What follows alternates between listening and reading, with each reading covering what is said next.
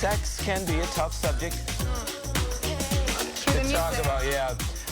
It can be a tough subject to talk about for women, especially if you're having some issues in the bedroom, but chances are you are not alone. Yeah, we're joined by psychotherapist, sex therapist, and author Beatty Cohan, who is here to answer all your questions that you may be a little too afraid to ask. So welcome, Beatty. Thanks for coming in this morning. It's great to be here with you two this morning. Okay, well, let's just start with this. It's not unusual for women to experience problems in the bedroom. No, that is exactly true. Both women and men are certainly experiencing a lot of problems in the bedroom, and people are just rushing around.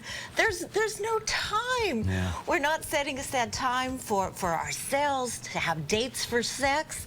And as a result, I was reading a study recently that in France, for example, couples have sex twice a week. In New York City, the typical couple will have sex perhaps twice a month. Wow. Wow. Right. Yeah, our pace is too fast. There's It's too many way too stressors. fast. It's way too fast. From a medical standpoint, what's a healthy number to strive for as far as interval? Okay, the healthy number is what's healthy for you and me.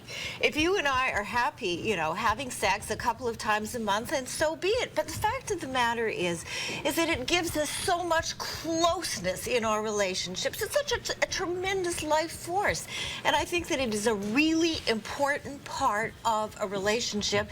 And I think it's a real mistake that people put their relationships and they put their sex lives on the back burner.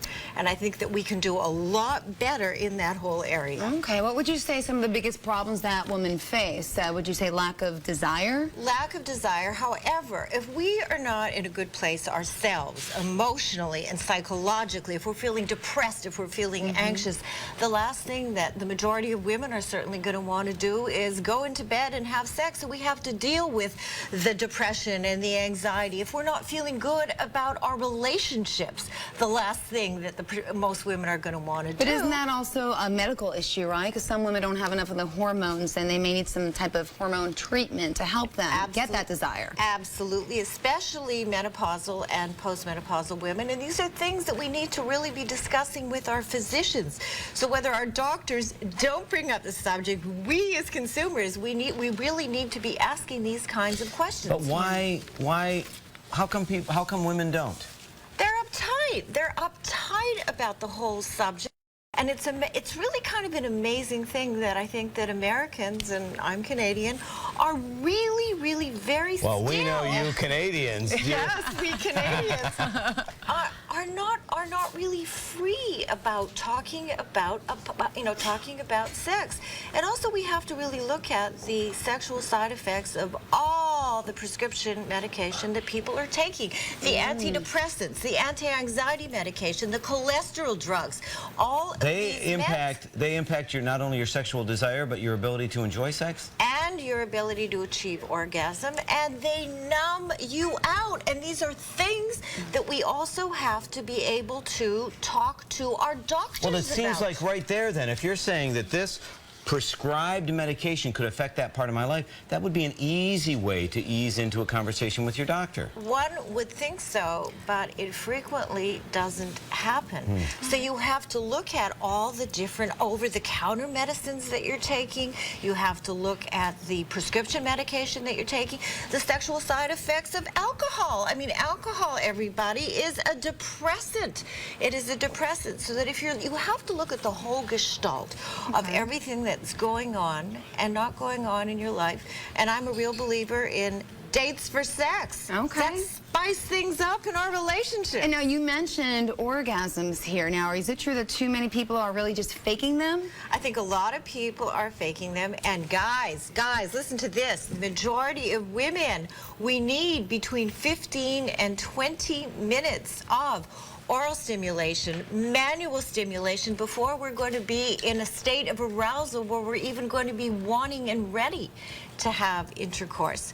So there are a lot of things that people really need to learn about the subject of sex and sexuality. But that gets right back to your dates for sex. I mean, if you say we are going to make love at this time, then it's a function of time, and you have 15, 20, 25. You have the time to get to that point. And you can look forward to it. Look at when we were dating. We looked forward to getting dressed up. We looked forward to just spending a leisurely time with our partner.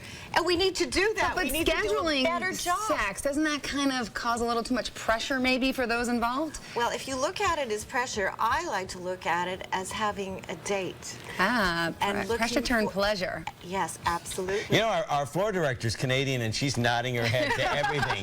Absolutely. In Canada, we schedule this stuff right there. Wow. Well, what other arousal issues do women face?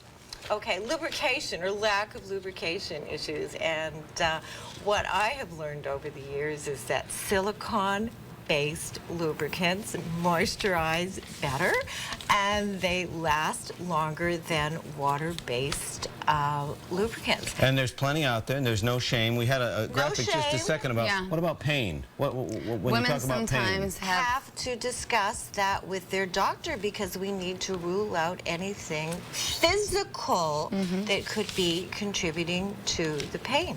I mean, not to be glib or sassy here, Yes. but if there is pain, that could actually be a diagnostic tool for something far more serious, right? Absolutely, absolutely. So that we need to be aware of our bodies. We need to give ourselves permission to, if things are not working well, to talk to our doctors, talk to our partners, because if we put all of this on the back burner, believe me, nothing is going to change on its own. Well, is that part of the issue, that women are just too embarrassed to kind of tell their partner exactly what they want in bed? Well, that is absolutely the truth. So we need to be a little more open. We need to learn to be a lot more open. I think that all of this, certainly in Canada, we talked about all of this.